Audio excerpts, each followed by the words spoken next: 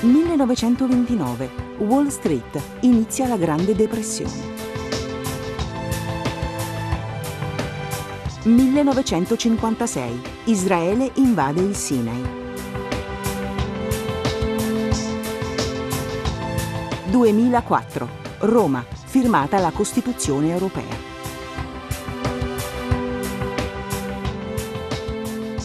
Commenta la notizia del giorno Maurizio Molinari, direttore della Stampa. Oggi ho scelto di parlare del giorno in cui ebbe termine la dittatura di Francisco Franco in Spagna.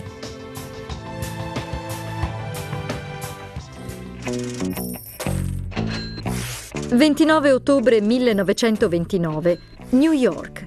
All'apertura della borsa, alcuni speculatori iniziano a vendere azioni. Per frenare il ribasso dei prezzi, interviene un gruppo di banchieri coadiuvati da Charles Mitchell, presidente della National City Bank e direttore della Federal Reserve di New York. La loro strategia è quella di acquistare corposi pacchetti azionari per frenare i ribassi. A fine seduta sembra che l'operazione abbia prodotto i risultati sperati, ma la